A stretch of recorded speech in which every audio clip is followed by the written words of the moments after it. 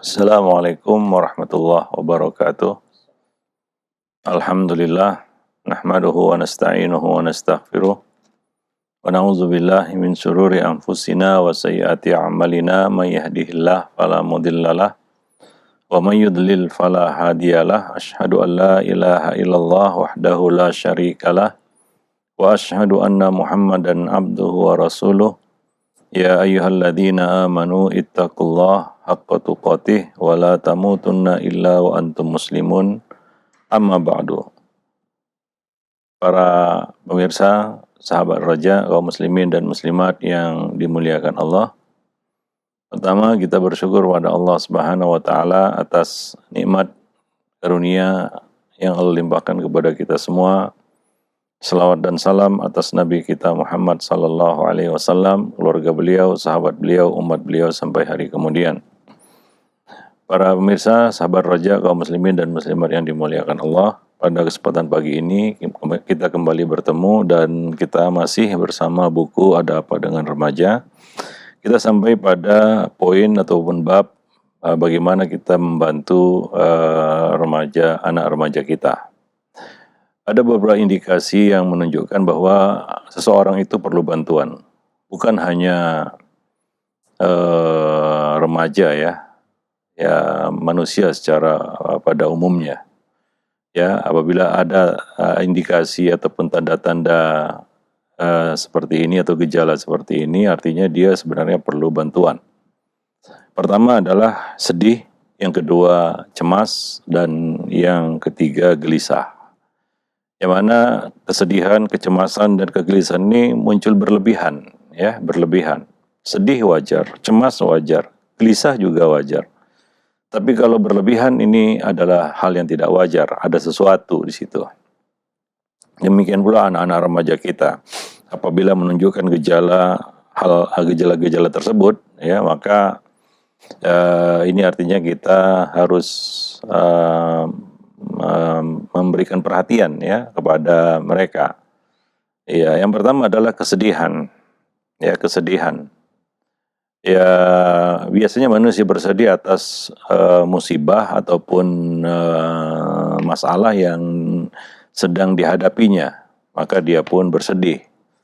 Bisa itu kehilangan sesuatu yang dicintai ataupun dikasihi, ya, atau terluput dari sesuatu yang bermanfaat atau bermaslahat atau yang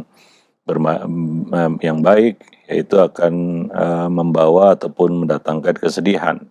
Ya, nah ini adalah perasaan negatif sebenarnya, ya, yang terakumulasi, yang jika terakumulasi akan menjadi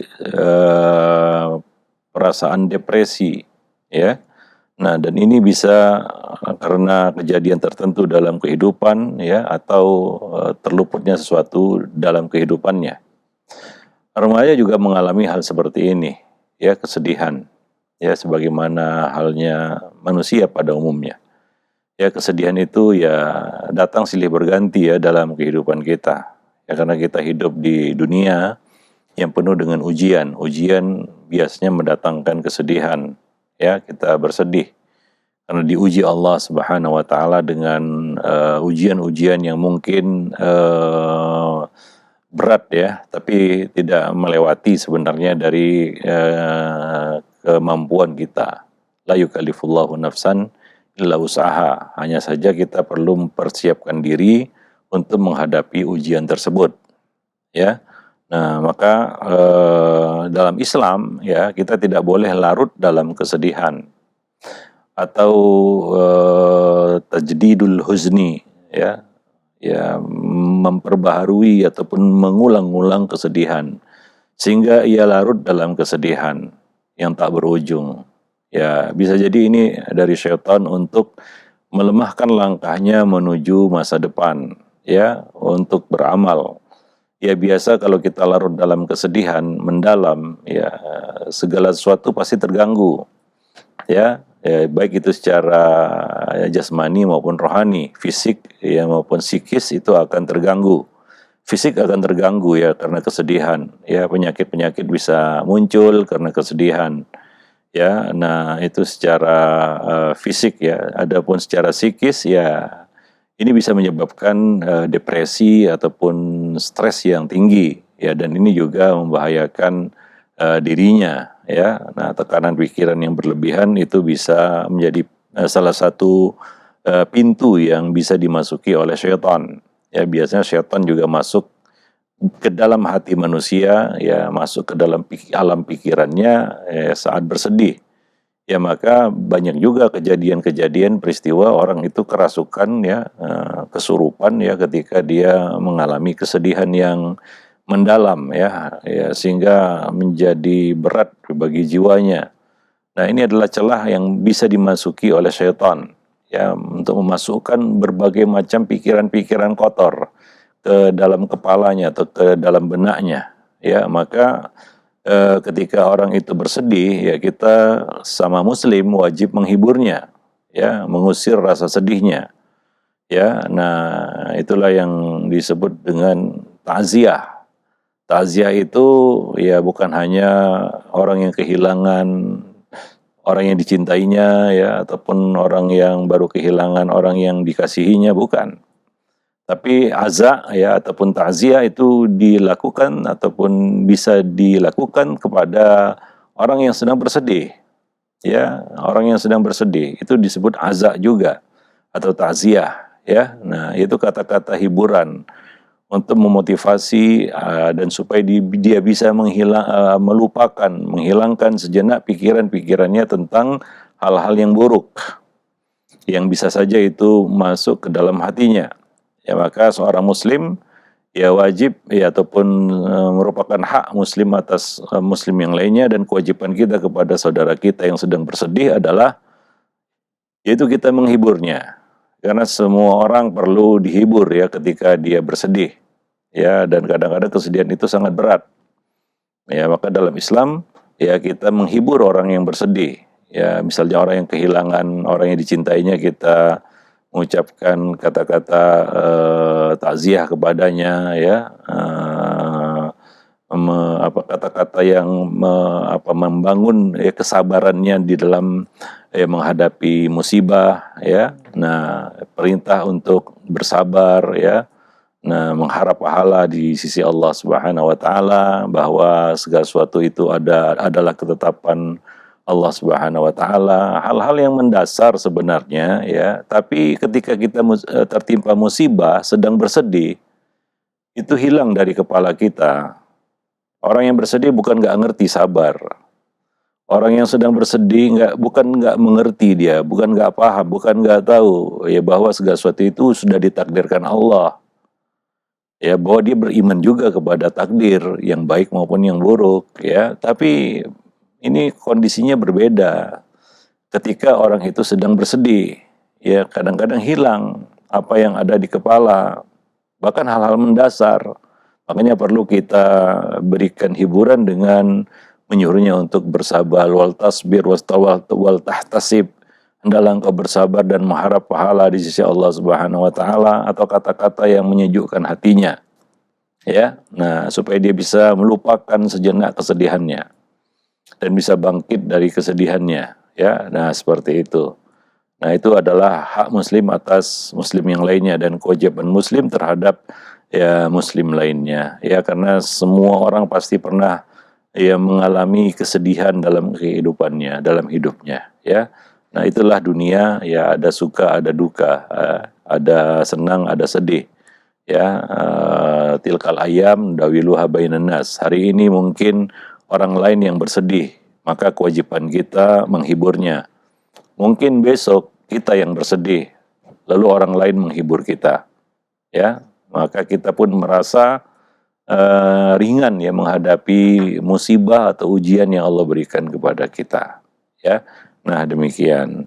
Nah, apabila ya kita lihat ya remaja kita sudah mulai menunjukkan ya aura kesedihannya ya, ya kayaknya dia sedang bersedih ini, ya, mungkin ada sesuatu yang menimpa dirinya atau hal yang tidak enak ya dihadapinya, maka jangan dibiarkan.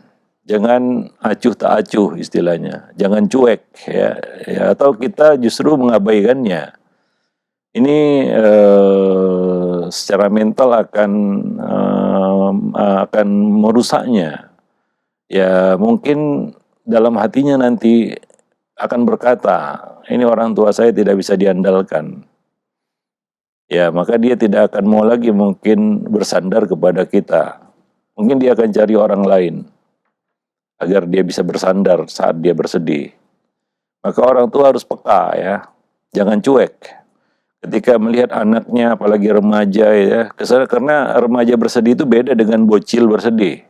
Walaupun ya sama-sama perlu dihibur ya, tapi lebih-lebih lagi kepada remaja yang masih labil ya. Nah, masih labil. Karena dia sudah mengerti arti sebuah kesedihan, beda dengan bocil ya. Ya sedih juga bocah-bocah kecil ya, kanak-kanak juga kecil, sedih. Cuma nggak seperti orang yang sudah matang akalnya bersedih ya, karena dia sudah bisa berpikir lebih banyak. Ya, banyak hal yang menggelayut di kepalanya itu kalau sedih. Ya, maka jangan dibiarkan. Ya, jangan dibiarkan. Ya, hingga itu menjadi luka masa kecil namanya, luka masa remaja. Luka hati ya di sini maksudnya, dan itu sulit dan susah untuk dihilangkan. Maka jangan, banyak juga orang tua yang terlalu cuek terhadap anak-anaknya. Ketika anaknya bersedih dia tidak open ya, atau dia tidak peduli. Dia hanya peduli untuk mencukupi kebutuhan materi ya. Itu kan tidak mengusir rasa sedih sebenarnya. Ya, nah jadi perlu kesedihan itu ditumpahkan. Ada orang tempat, kalau di istilah sekarang tempat curhat. Ya, nah demikian. Nah, maka orang tua ya, ibu, ayah, bunda ya, harus kita katakan peka terhadap kita katakan gejala-gejala seperti ini. Jangan dibiarkan ya, atau bahkan ya diacuhkan ya. Nah, atau mungkin dalam hati orang tua ini ya biarkan dia melewati masa-masa sedihnya sendiri. Ya nggak mudah, macam kita nggak pernah bersedih aja ya. Nah, lalu kita dibiarkan seorang diri, itu kan berat ya. Ya, maka orang yang bersedih itu perlu teman untuk berbagi ya. Perlu tempat untuk berbagi. Nah, maka orang tua harus bisa menjadi telinga yang baik, mendengarkan dan menghibur. Ya, maka ya sudah kita sampaikan sebelumnya bahwa salah satu isi Quran itu adalah tasliyah, hiburan bagi orang-orang yang beriman. Berapa banyak di dalam Al-Quran Allah menghibur nabinya, ya, menghibur nabinya. Ya, karena Nabi juga dapat ujian, bahkan ujian-ujian yang berat yang membuat Nabi bersedih. Ya, nah bahkan ada dalam sejarah sirah nabawiyah ada yang disebut dengan Amul Huzni, tahun kesedihan, di mana Nabi kehilangan istri beliau Khadijah dan paman beliau Abu Talib, yang tidak lain adalah ayah ya angkat ataupun yang mengasuh dan membesarkan beliau ya dari kecil. Ya, jadi Nabi juga diuji dengan kesedihan-kesedihan. Maka Allah menghibur nabinya ya di dalam Al-Qur'an. Jadi demikianlah kehidupan ini ya. Ya susah dan senang itu datang silih berganti, duka lara itu datang silih berganti. Ibarat roda pedati, ya, hari ini giliran di atas, besok gilirannya di bawah. Ya, nah demikian. Para pemirsa, para sahabat roja dan kaum muslimin dan muslimat yang dimuliakan Allah, ya. Nah, maka dampingi dia supaya terasa ringan beban kesedihannya itu, ya. Nah, demikian. Jangan cuek dan cenderung membiarkannya. Dan ini kondisi yang berbahaya. Karena setan bisa masuk pada saat orang bersedih. Ya, setan yang masuk nanti. Atau dia akan, ya mungkin ini lebih ringan ya, daripada setan yang merasuki pikirannya saat bersedih, ini berbahaya. Atau mungkin yang lebih ringan dari itu, dia akan cari tempat untuk bersandar selain kedua orang tuanya. Maka dia pun curhat kepada orang lain. Nah ini kan boleh dikatakan 50-50. Ya kalau dia dapat orang yang tepat, kalau tidak ini juga berbahaya. Kalau dia jatuh ke tangan orang yang salah misalnya, ya karena dia tidak menemukan, tidak mendapati orang tuanya berada di sisinya saat dia bersedih, ya maka mungkin dia akan cari orang lain. Ya, nah orang lain ini ya kita nggak tahu ya, di luar sana berbagai macam jenis manusia ya. Nah, nggak semuanya tulus juga untuk anak-anak kita ya. Nah, kalaupun dia orang baik misalnya, ya dia juga tidak sepenuhnya mengenali anak kita. Tapi kalau dia orang jahat misalnya, itu lebih buruk lagi ya. Itu lebih buruk lagi ya, mungkin bisa menghancurkan anak tersebut ya. Apalagi kondisi sedih itu kan labil ya, mudah terpengaruh. Orang sedang bersedih itu mudah terpengaruh dia ya. Nah, apalagi dia ingin secara instan mungkin melupakan dan lari dari kesedihannya ya. Nah, maka tidak ada orang yang paling diandalkan untuk itu selain ya kedua orang tua ya. Nah, demikian itu kesedihan. Jadi jangan dianggap enteng atau dianggap remeh ya kesedihan yang melanda seseorang ya. Nah, berapa banyak kasus-kasus yang mengenaskan itu terjadi pada saat orang itu sedang bersedih ya. Nah, pikiran-pikiran macam-macam pun masuk ke dalam kepalanya itu. Kita nggak ngerti ya apa bisikan-bisikan setan kepadanya pada saat dia bersedih. Baik, maka dalam Islam tadi kita sebutkan Muslim itu tidak boleh larut dalam kesedihan. Dia harus bisa melupakan kesedihan. Untuk itulah Allah berikan kita sifat lupa di dunia ini. Kecuali di sorga nanti nggak ada lupa, karena kita tidak akan bisa melupakan nikmat. Nikmat surga itu tidak ada lupa di apa namanya, di surga itu nggak ada lupa. Ya, nah di dunia ini kita perlu lupa. Ya, kenapa kita perlu lupa di dunia ini? Ya supaya kita bisa mencicipi nikmat demi nikmat. Ya kalau kita nggak lupa-lupa, bagaimana kita bisa menikmati nikmat yang baru? Sementara kita tidak lupa nikmat yang lama. Ya itulah dia salah satu hikmah adanya lupa di dunia ini. Itu kita bisa melupakan kesedihan, kita bisa melupakan rasa sakit, ya. Nah, kita bisa melupakan kepedihan kita. Ya, untuk itulah Allah ciptakan lupa di dunia ini ya. Manusia di dunia ya memang perlu lupa. Karena kalau nggak lupa-lupa berat juga hidup ini nanti ya. Nah, tapi di surga nanti memang nggak bisa ya bandingkan ya dengan kehidupan dunia. Di surga nanti nggak ada lupa. Ya, nggak ada lupa. Ya, wallahu alam bisawab. Nah, itu yang pertama, yaitu sedih. Kemudian cemas. Cemas adalah perasaan yang tidak rileks dan merasa kacau, sehingga muncul keraguan yang sangat besar tentang kondisi di masa depan. Biasanya kecemasan itu berkaitan dengan apa yang ada di hadapan, ya, yang menimbulkan kecemasan. Cemas menghadapi masa depan. Ini juga menghantui manusia-manusia hari ini ya. Mereka mengkhawatirkan, mencemaskan masa depan.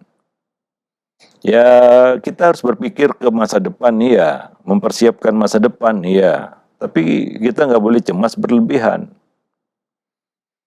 Dan ini bisa menjadi sindrom ya, yang membuat orang itu justru menjadi tidak produktif atau justru mundur ke belakang.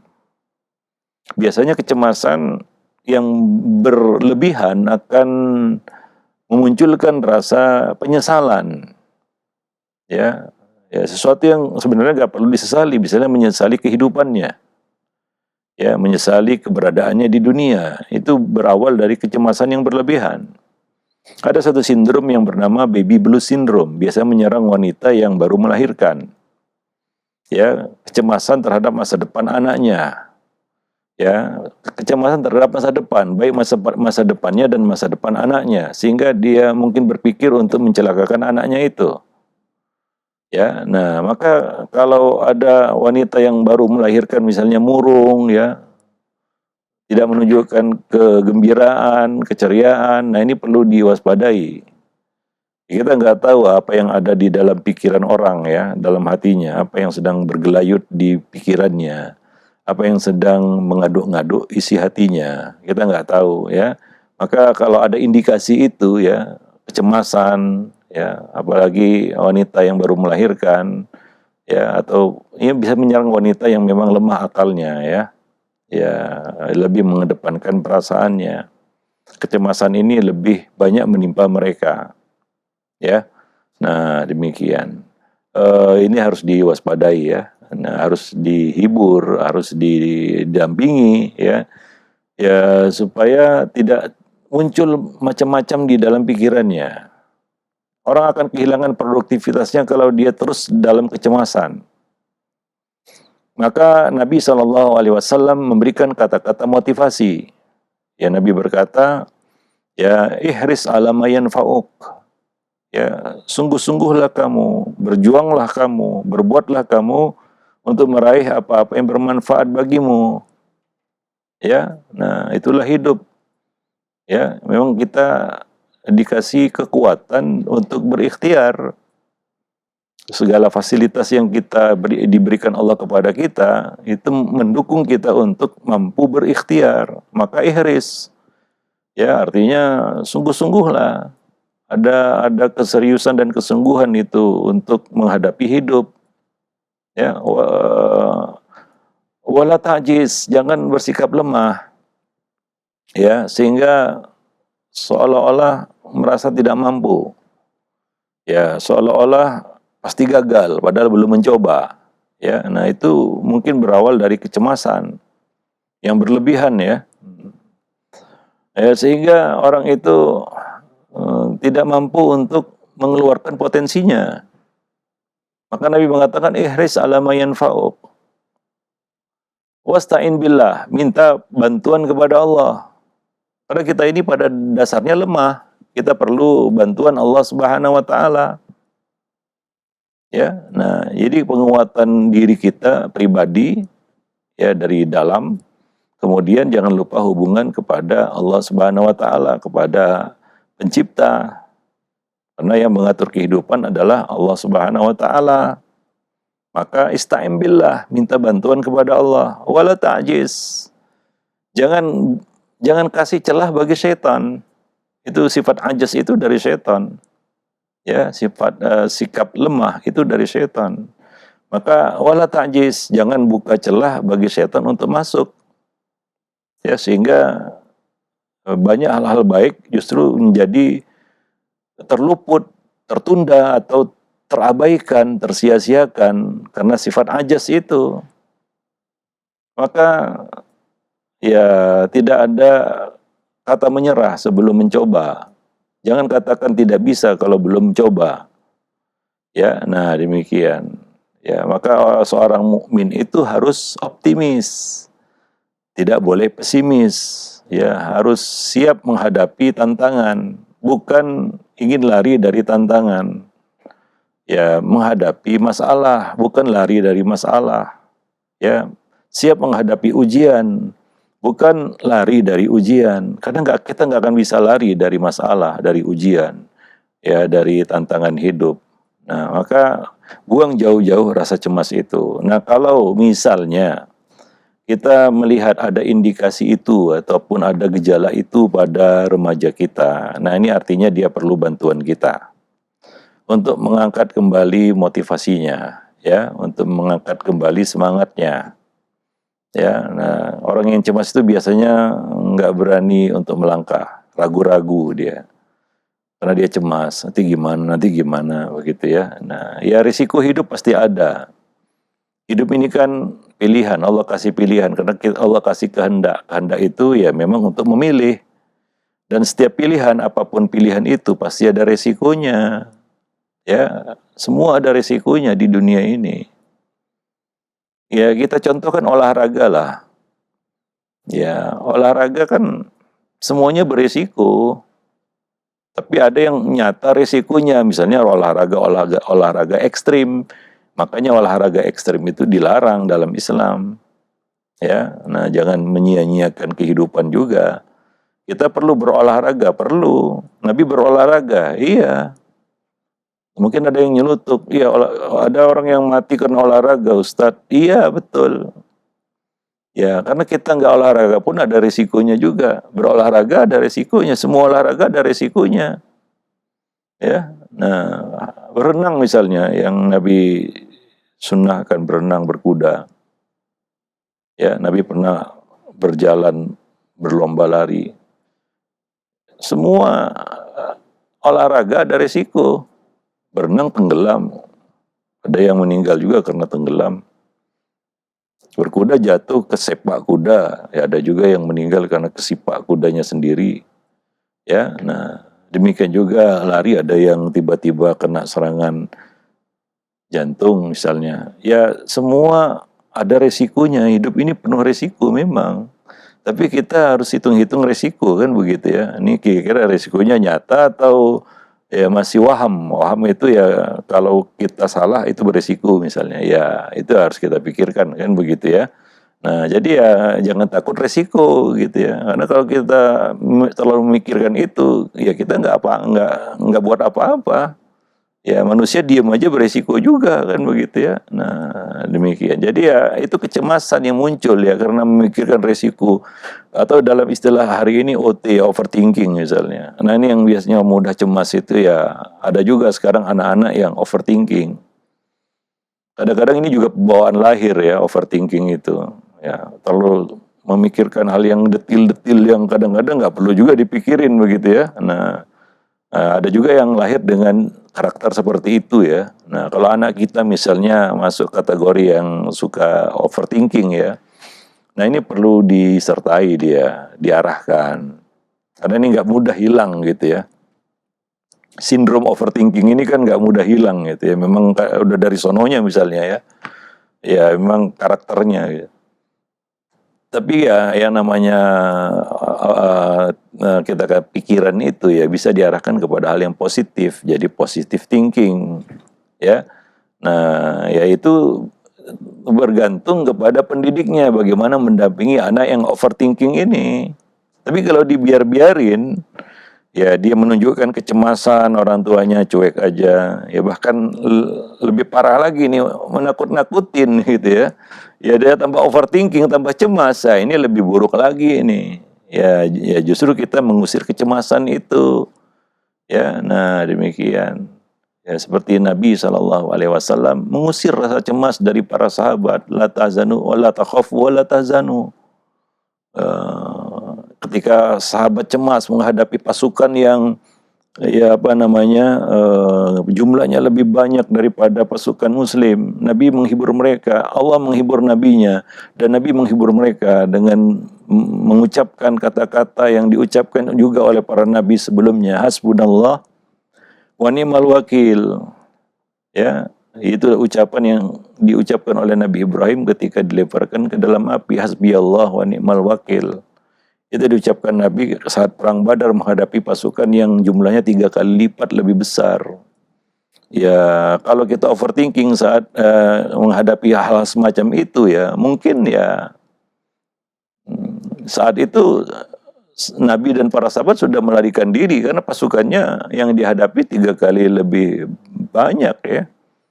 Tapi perlu mengusir rasa cemas itu ya. Nah apapun pilihan pasti ada resikonya. Ya, ketika kita sudah memilih, maka kita katakan, ya tawakkaltu 'ala Allah, la haula wala quwata illa billah. Ya, nah bismillah tawakkal 'ala Allah. Nah, begitulah. Ya kita perlu mendampingi anak itu supaya enggak cemasan begitu. Ya ucapkan, ya hibur dia ataupun beri motivasi dengan kata-kata seperti itu. Ajari dia apa itu maksudnya hasbunallah wa ni'mal wakil, bagaimana sejarah-sejarah yang dijalani oleh para nabi dan rasul ya saat mereka menghadapi tantangan hidup yang sangat berat ya. Nah, demikian ya. Makanya kita kalau keluar rumah ya doa yang kita baca adalah bismillah tawakkaltu 'ala Allah, la haula wala quwata illa billah. Ya itu berserah diri kepada Allah. Ya kita keluar rumah banyak risikonya ya.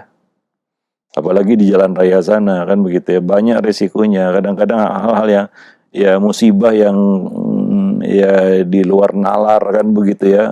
Artinya apa? Musibah bisa saja mengancam kita dari segala arah. Ya maka kalau kita cemasan ya kita nggak keluar rumah nanti, nggak cari nafkah di rumah aja kan begitu ya. Nah, ya tidak. Ya, tapi ya kita juga harus perhitungan, ada hitung-hitungannya kan begitu ya. Jangan ngawur dan gegabah juga. Ya, jangan sembrono. Ya, itu bukan sifat mukmin. Ya, nah tapi juga jangan cemasan sehingga ya jangan terlalu overthinking sehingga nggak ada apapun yang nggak ada yang kita bisa buat nanti. Ya, nah maka itu doa yang diajarkan Nabi ketika kita keluar rumah. Ya, tawakkaltu 'alallah, la haula wala quwata illa billah. Aku bertawakal kepada Allah, tidak ada daya dan upaya kecuali dengan pertolongan Allah Subhanahu wa taala. Ya, nah demikian. Supaya menumbuhkan sifat kita katakan optimis ya, kuat gitu ya. Nah, mukmin itu adalah orang yang kuat secara mental. Al-mu'minul qawi khairun wa habbu ilallah. Mukmin yang kuat itu lebih dicintai dan disukai Allah Subhanahu wa taala. Ya, nah demikian. Orang yang mentalnya kuat, dia nggak mudah cemas. Kecemasan pasti ada, tapi tidak berlebihan ya. Ya, tidak sampai menghalanginya dari kebaikan. Nah, demikian ya. Nah, apalagi yang mengalami kecemasan itu adalah anak-anak kita. Nah, ini sangat mengganggu ya perjalanannya ke depan itu. Dia menjadi orang yang mandul ya, tidak produktif karena ya overthinking, ya cemas berlebihan sehingga nggak bisa buat apa-apa, ya. Nah demikian. Ya kemudian yang ketiga adalah kegelisahan yang berlebihan, gelisah. Itu bisa dilihat ya dari sikap dan perilaku dari ucapan ya. Misalnya orang yang bertanya berulang-ulang, kalau itu indikasi orang yang gelisah ya. Ya, yaitu orang yang bertanya dengan pertanyaan yang sama berulang-ulang begitu ya. Ya kalau itu ada pada anak-anak kita, ya artinya dia sedang gelisah ini. Itu saja yang ditanyakannya kan begitu ya. Walaupun dia beda dengan cemas ya, orang yang gelisah ini kadang-kadang dia tidak menunjukkan indikasi ya yang menunjukkan dia sedang gelisah. Biasa aja mungkin. Cuma yang gelisah itu pikirannya. Ya, sehingga dia cenderung mengulangi ya pertanyaan yang sama berkali-kali begitu ya. Nah, padahal sudah dikasih jawaban biasanya. Tapi dia tanyakan lagi ya. Ada orang seperti itu ada ya. Bahkan bukan remaja aja, orang tua, ya dewasa, orang dewasa juga ada yang seperti itu. Dia sudah nanya ya. Ada seorang datang ke kita bertanya. Sudah kita kasih jawaban. Pergi dia. Besok datang lagi bertanya dengan pertanyaan yang sama. Kita masih hafal wajahnya kan gitu. Ini orang yang datang kemarin nanyanya ini.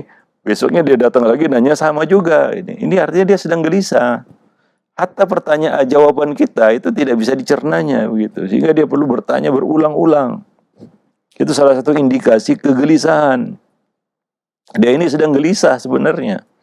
Ya, sebenarnya cukup dengan satu jawaban ya untuk bisa mengusir pertanyaan-pertanyaan dalam hatinya. Harusnya seperti itu. Tapi kalau berulang-ulang artinya dia sedang mengalami kegelisahan. Biasanya itu karena tekanan yang besar yang terakumulasi sampai batas yang menyebabkan tidak bisa santai.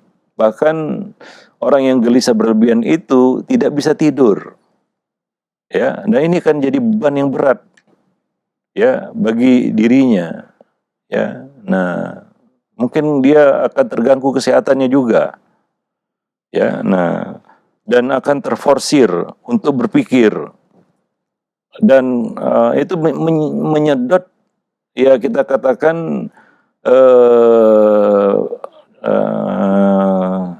kesehatan juga ya, memeras tenaga juga, menyedot tenaga juga itu. Berpikir yang nggak ada ujungnya gitu ya. Nah, ya seperti tadi bertanya yang sama berulang-ulang itu kan dia sedang berpikir terus. Hal yang sama ya itu berputar-putar di situ itu satu ya pasti membosankan, yang kedua itu pasti menguras energi, menguras tenaga dan menguras pikiran juga. Dan itu akan membahayakan kesehatan mentalnya juga begitu. Ya, nah maka kalau keadaannya seperti itu ya, ini biasanya dia orang menjadi ya kita katakan pasif ya, itu salah satu indikasi orang yang sedang gelisah, dia pasif, pasif dalam artian ya berhenti produktivitasnya, nggak bisa mikir lebih jauh karena cenderung dia berpikir muter-muter di situ aja ya.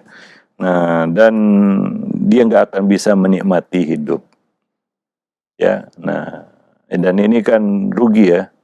Apalagi masa remaja harusnya masa yang dia lewati dengan kegembiraan, keceriaan kan begitu ya.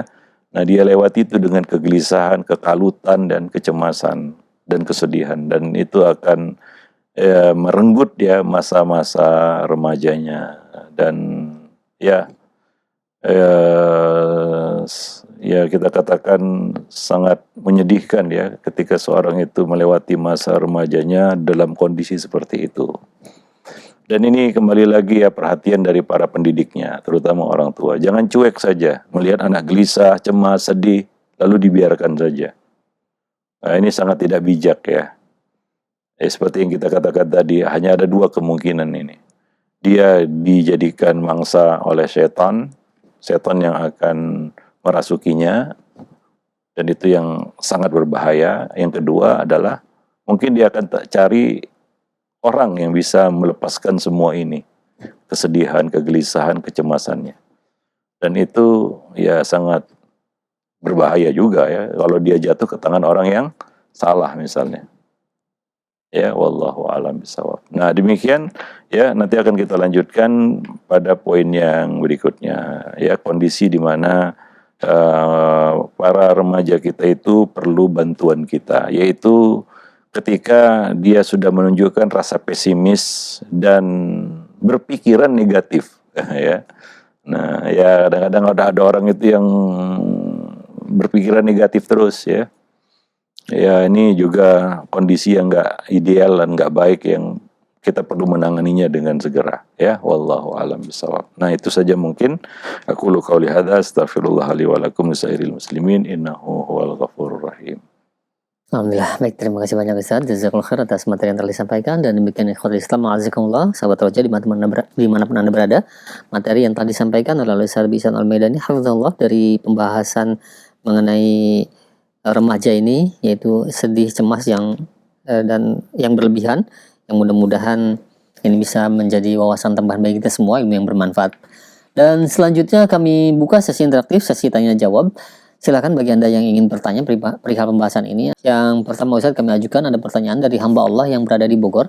Assalamualaikum warahmatullahi wabarakatuh. Ya Ustaz, saya punya 2 anak. Yang laki-laki umur 4 tahun. Nah, ini bukan remaja, anak-anak berarti ya. Ya. Anak kedua perempuan 1,5 tahun, jadi adik kakak. Dan kakaknya ini sering membuat nangis adiknya, yaitu sering mencubit dan mendorongnya sehingga dia nangis, Ustaz. Nah, hal ini sering membuat emosi orang tua, Ustaz. Bagaimana? Sedangkan anak ini tidak diajari hal seperti itu dan juga jarang bergaul di luar, Ustaz. Pengaruh dari manakah hal ini, dan bagaimana kita cara mendidiknya supaya tidak seperti itu? Iya. Apa seperti itu Ustaz semuanya rata-rata? Iya, itu memang tertanam dalam diri manusia ya. Iya. Hasad. Maka kata Hasan Al-Basri, tidak ada orang yang nggak ada hasad dalam hatinya. Ya, artinya semua orang ada hasad dalam hatinya. Cuma orang yang bijaksana, yang terus belajar dalam kehidupannya, dia bisa meredam, menyembunyikan hasadnya. Adapun orang yang celaka, orang yang buruk, orang yang jahat itu adalah orang yang menampakkan ya kita katakan hasadnya itu, kan begitu ya. Anak-anak juga ada hasad di antara mereka, walaupun tidak diajarkan oleh orang tuanya. Ya, orang tua tidak mengajari hasad, dan itu kan diceritakan di dalam Al-Quran juga ya. Hasad di antara orang-orang yang dekat, yaitu kisah Nabi Yusuf dan saudara-saudaranya ya. Didorong oleh hasad ya, ada dari saudara-saudaranya itu hingga ya ada pikiran untuk mencelakakan Nabi Yusuf ya. Nah, dengan membuangnya ke sumur dan memperdaya orang tua mereka sendiri Ya, nah demikian. Jadi hasad itu ada dalam diri manusia. Semua orang pasti ada hasad dalam hatinya. Bohonglah kalau ada yang mengatakan saya nggak ada hasad dalam hati saya. Ada. Cuma masalahnya adalah bagaimana kita bisa menyembunyikan hasad itu, meredamnya. Dan itu nggak mudah ya. Nah, hanya orang yang bijaksana yang mampu itu meredam hasadnya. Anak-anak perlu belajar ya untuk bisa mengatasi hasad ini. Makanya kenapa Nabi memerintahkan kita untuk berlaku adil kepada anak? I'dilu baina auladikum. Berlaku adillah kamu kepada anak-anak kamu. Supaya apa? Supaya potensi hasad itu tidak semakin gede, tidak semakin menjadi-jadi ya, tidak semakin berkobar ya. Apabila kita bertindak yang tidak adil ya kepada anak-anak ini, ya hasad yang sudah ada dalam hati mereka akan menyala begitu ya, dan akan bertambah besar, bertambah buruk. Ya maka berlaku adillah kamu kepada anak-anak kamu. Ya, kita sudah jelaskan berlaku adil ini ada bisa ditingkatkan terus. Ya, sampai kepada level yang lebih tinggi, yaitu menghadirkan rasa keadilan di dalam diri mereka, dalam hati mereka. Dan itu nggak mudah. Menghadirkan rasa keadilan dalam hati mereka itu nggak mudah. Dari sekedar kita berlaku adil ya. Nah, jadi perintah berlaku adil itu supaya bisa meredam hasad yang ada di hati mereka, begitu ya. Anak-anak juga ada itu. Ya, jadi ini memang nempel ya, hasad itu nempel dengan hawa nafsu. Ya, selama kita punya hawa nafsu, pasti ada hasad di situ. Ya, pasti ada hasad di situ. Ustadz, ada hasad yang baik, ya ada. Tapi itu kan bagi orang yang mampu berpikir jernih kan begitu ya. Nah, hasad dalam hal kebaikan namanya ghibtah itu. Tapi kan gak semua orang juga ya bisa seperti itu ya. Kalau anak-anak kan belum mengerti dia, maka ini perlu dibimbing oleh pengasuhnya, pendidiknya, yaitu orang tuanya. Ya, nah jadi jangan emosi ya, ya diberitahu baik-baik kan begitu ya. Nah, dinasihati, diarahkan.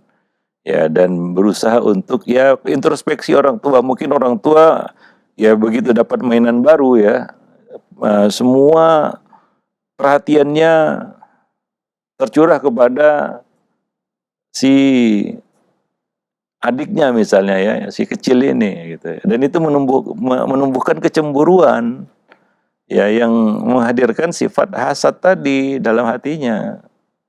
Ya, nah demikian. Jadi bimbing anak-anak itu untuk menyayangi yang kecil kan begitu ya. Nabi mengatakan laisa minna man lam yarham saghirana. Bukan dari golongan kami orang yang tidak menyayangi orang yang lebih muda dan kecil darinya, yang lebih muda darinya. Ya, nih si kakak ya harus kita latih untuk menyayangi adiknya. Ya, maka hadirkan rasa keadilan di dalam hatinya. Beri juga perhatian kepadanya sebagaimana perhatian yang kita berikan kepada si kecil ya. Nah, seperti itu. Jangan ditanggapi, disikapi dengan emosi. Ya, nah itu menjadi-jadi nanti rasa ketidakadilan yang dia rasakan di dalam hatinya dari kedua orang tuanya, dan ini akan menimbulkan dendam. Ya, nah, ya dendam itu berbahaya karena itu amarah yang dikobarkan oleh setan. Ya, dan salaf orang yang dendam itu iblis.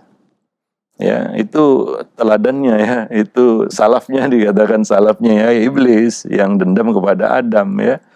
Nah, sehingga orang yang dendam ini akan menghilangkan akal sehatnya, seperti saudara-saudaranya Yusuf tega membuang Yusuf ke dalam sumur karena cemburu, hasad yang ada dalam hati mereka terus menggebu hingga menjadi rasa cemburu. Sehingga orang itu nggak rasional lagi, tidak bisa berpikir jernih lagi, ya menutupi semuanya rasa dendam itu. Nah, itu yang kita ya, ingin jauhkan ya dari anak-anak kita, sifat hasad dan iri yang ada di dalam hati mereka itu harus kita katakan dilatih mereka untuk bisa menyembunyikannya dan mengendalikannya, ya. Nah, untuk anak-anak kan dia belum bisa paham, ya. Ya, maka perlu dibimbing dan dituntun oleh para pendidiknya, yaitu terutama di sini adalah orang tua, ya. Nah, demikian. Jangan disikapi dengan emosi dan amarah, justru akan menambah ya dalam ya rasa hasadnya itu, ya. Nah, demikian. Wallahu a'lam bishawab. Jazakallah khair atas jawaban dan nasihatnya. Jadi intinya memang ada aja ya sifat Iya, iri pasti. di anak-anak itu saja ya. Iya, Jadi orang tua yang walaupun nggak diajari sama Masya orang Allah. tua. Iya, baik. Alhamdulillah, terima kasih banyak. Dan selanjutnya yang kedua kami ajukan ada pertanyaan dari Abu Zain yang berada di Tangerang. Ya Ustaz, saya memiliki anak laki-laki usia 13 tahun. Ya, 13 tahun Ustaz. Saat dia sedang merasa sedih dan kecewa, seringkali saya tanyakan sebabnya kenapa hingga berulang-ulang. Saya tanyakan tapi dia tetap diam. Beberapa saat kemudian, tidak sampai sehari, tiba-tiba mulai ingin berbicara tapi belum menjelaskan sebab masalah yang dihadapinya. Nah, apakah kondisi ini orang tua tetap terus saja menanyakan ada apa dan berusaha untuk mendekatinya, atau kita biarkan saja sejenak hingga dia berusaha menyelesaikan masalahnya sendiri, karena takut jika terus-terus menanyakan kenapa, anaknya tersebut malah tidak mau bercerita. Ustaz, syukran jazakumullah khair. Iya. Ya pertama jangan dibiarkan, ya. Nah, kalau kita cuek ya atau cenderung nggak peduli, ya, mungkin ya dia bisa menyelesaikan masalahnya, tapi apa yang ada dalam benaknya tentang orang tuanya, ya yang pasti adalah dia akan menganggap ya ini orang tua nggak bisa diandalkan, gitu ya. Ya ke depannya mungkin dia akan cari orang lain, gitu ya. Nah, ya sudah kita bicarakan orang lain ini, kita nggak tahu ya sepenuhnya siapa orang lain ini, ya. Setulus apa dia kepada anak-anak kita juga kita nggak bisa tahu itu, ya. Nah, semengerti apa dia dengan anak-anak kita ini ya juga kita juga nggak tahu. Ya lebih mengerti orang tuanya tentunya, ya. Nah, demikian. Itu yang pertama, ya. Jadi jangan dibiarkan juga kan begitu, ya. Biarkan dia, perlu didampingi, perlu didukung, ya, perlu dibantu dia. Ya, itu yang pertama. Yang kedua, ya, kalaupun kita menunjukkan, kita sudah bicarakan kemarin, ya, kita ingin masuk, ya, membantunya, itu juga caranya harus benar, gitu, ya. Bertanya itu ada pertanyaan yang kesannya intimidatif, ya, seolah-olah kita ingin mengorek-ngorek seperti ya polisi bertanya kepada penjahat, gitu, ya. Ya, dia merasa tertekan, dia merasa terintimidasi dengan pertanyaan kita. Maka yang perlu diperbaiki ini cara masuknya. Ya, ketika kita ngobrol dengan seseorang, ya bagusnya kan jangan to the point kan, gitu, ya. Ya seperti itu. Ya, kadang-kadang manusia itu perlu basa-basi juga, perlu mukadimah, ya, sebelum masuk kepada intinya, begitu, ya. Itu lebih ringan bagi hatinya, jiwanya, begitu, untuk bisa menerima dari luar, ya. Nah, demikian. Dia perlu diyakinkan bahwasanya kita datang untuk membantu, ya, bukan untuk, ya, mungkin dia ada kecurigaan, ya, nah, saya disalahkan, ya. Apalagi memang karakter kita kalau urusan dengan anak pasti urusannya salah melulu kan, gitu, ya. Nah, pasti disalahkan. Wajar kalau dia ketika kita berusaha masuk dia jaga jarak dulu kan, gitu, ya. Ini orang tua saya mau ngapain ini kan, gitu. Ya seperti itu, ya. Nah, mungkin dia ada kekhawatiran kita masuk untuk memvonisnya, untuk menghukumnya, ataupun untuk kita katakan ya menyalahkannya, gitu, ya. Maka dia menahan diri, gitu, ya. Maka berusaha untuk meyakinkan dia bahwa kita datang untuk membantu, gitu, ya. Nah, demikian, ya. Ya perlu cara masuknya juga, gitu, ya.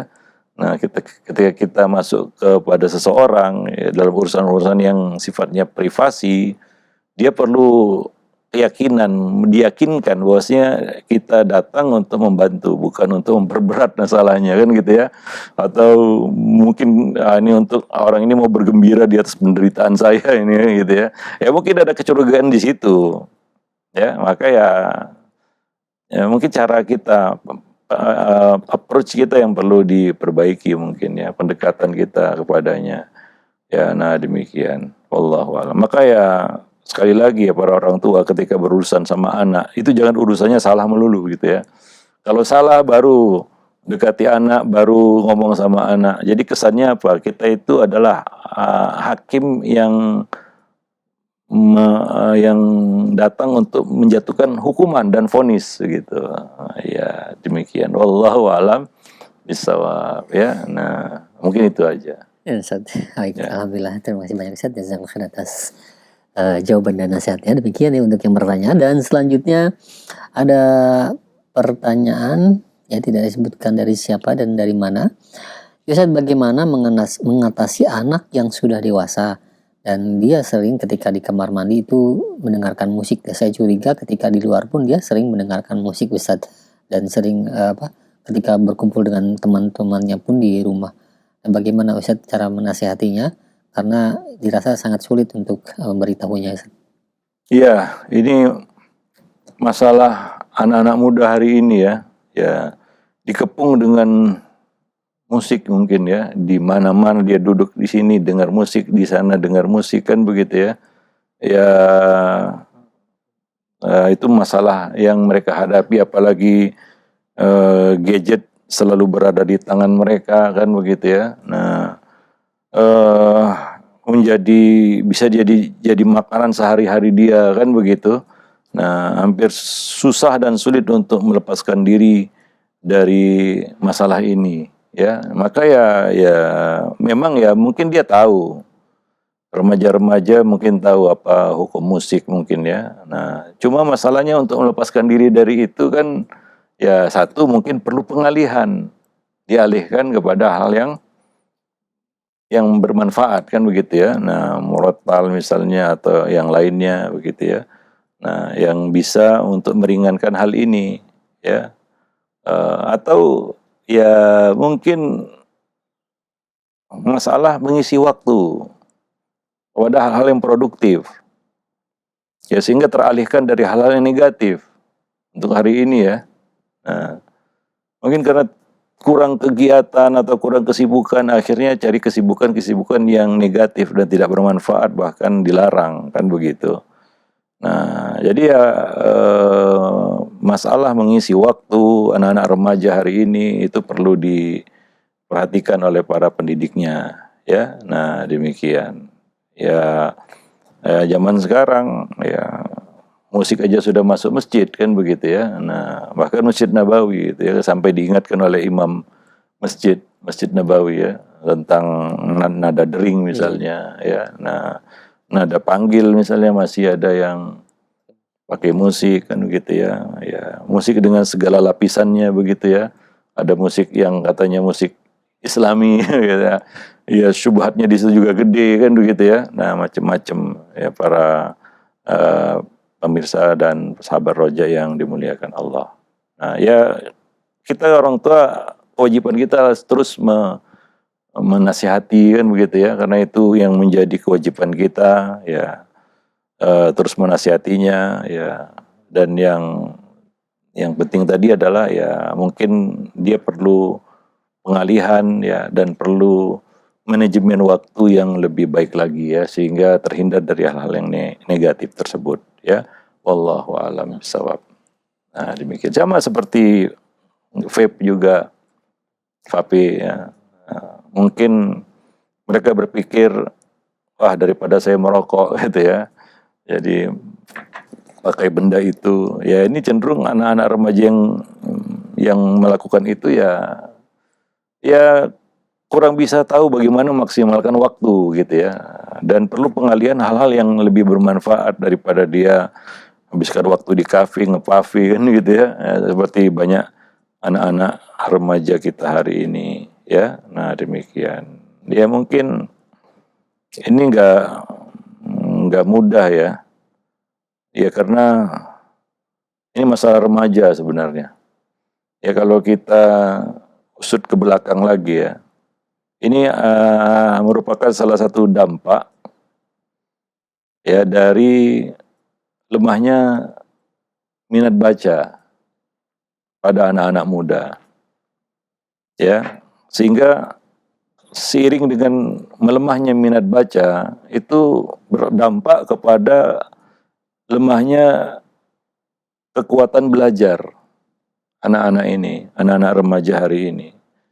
Ya, mau tidak mau kita lihat kekuatan belajar mereka, ya, itu juga melemah, ya. Karena apa yang ada di benak remaja hari ini adalah sesuatu yang segalanya serba instan begitu. Sehingga kurang menghargai waktu, ya, kemudian ingin semuanya dengan cepat dan segera, ya, sehingga banyak, ya, kita katakan waktu-waktu yang terbuang percuma, ya, nggak bisa memanfaatkan waktu dengan baik, ya, dan ya jarang kita lihat remaja hari ini yang tekun membaca. Ini sangat memprihatinkan sebenarnya, ya. Ada survei sebuah toko buku, ya, pengunjung yang datang untuk beli buku dan baca buku, itu remaja itu sangat rendah persentasenya. Ya, di mana remaja-remaja kita kumpul hari ini? Di kafe. Ya, di kafe ada apa? Ada musik, ada vape. Ya, ngobrol. Ya, nggak ada hal produktif yang bisa mereka hasilkan. Produktif itu sama dengan menghasilkan uang. Ya, itu dia kata produktif hari ini kalau menghasilkan uang. Kalau tidak menghasilkan uang artinya tidak produktif. Dan ini kan salah sebenarnya, ya. Tapi itu yang ada di kepala mereka hari ini. Jadi masalahnya sangat banyak, bukan hanya sekedar, ya, kita katakan mereka mendengarkan musik, tapi lebih jauh dari itu gitu, ya. Nah, wallahu alam bisawab. Nah, itu saja mungkin, ya, pertemuan kita pada kesempatan pagi ini, mudah-mudahan bermanfaat. Aku qauli hadza astaghfirullah li wa lakum sairil muslimin innahu huwal ghafurur rahim.